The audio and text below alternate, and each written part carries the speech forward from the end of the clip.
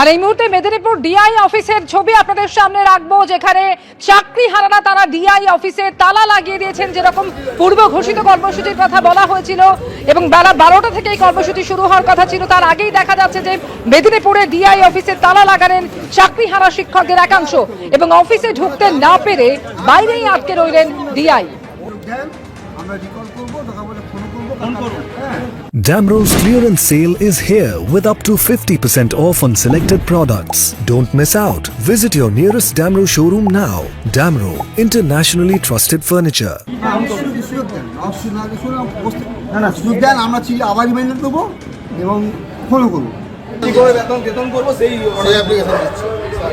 আমরা কি ওই পানির জলে বসেছি নাকি কি ব্যাপারটা কি?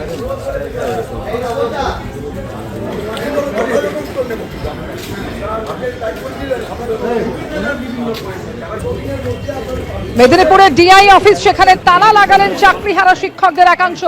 অফিসে ঢুকতে না পেরে বাইরেই আটকে রইলেন ডিআই।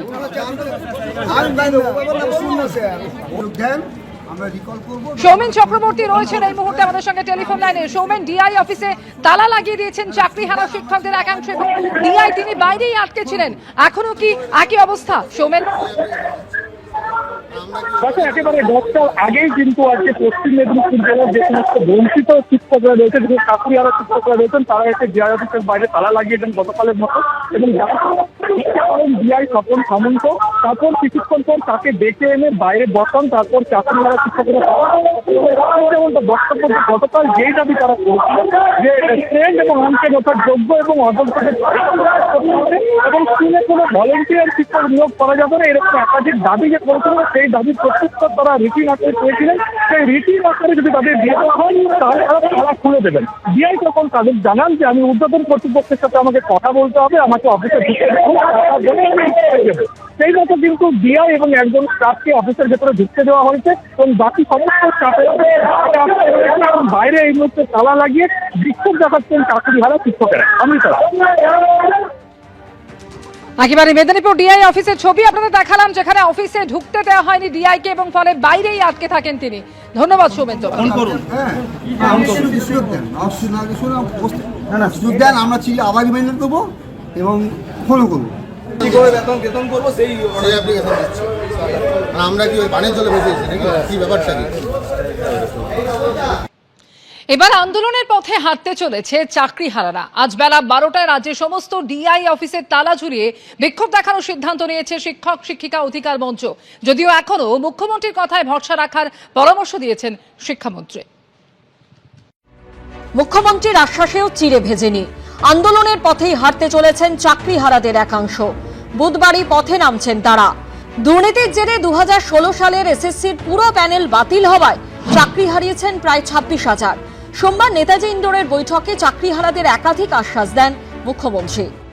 ভলেন্টারিলি সার্ভিস কিন্তু সবাই দিতে পারে, যাতে আবার চাকরি ফিরে পান তার ব্যবস্থা প্রসেসের মধ্যে দিয়েই 2 মাসের মধ্যেই কমপ্লিট হবে এবং আপনাদের চাকরি ব্রেক হবে না।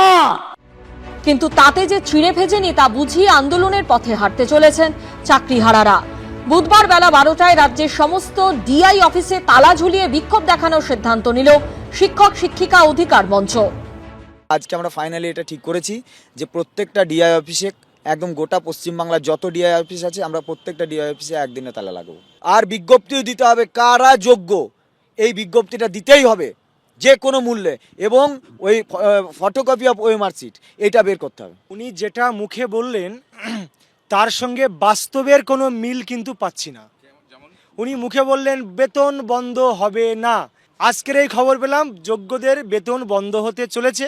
ঊর্ধ্বতন কর্তৃপক্ষের যদি কোনো রকম নির্দেশ না থাকে, তার অধীনস্থ কর্মচারী কোন সাহসে, কোন তথ্য, কোন যুক্তিতে একজন শিক্ষক বা শিক্ষিকাকে তার খাতায় সই করতে না দিয়ে সাদা কাগজে সই করায়? এটা বিভিন্ন স্কুল থেকে আমাদের কাছে খবর আসছে।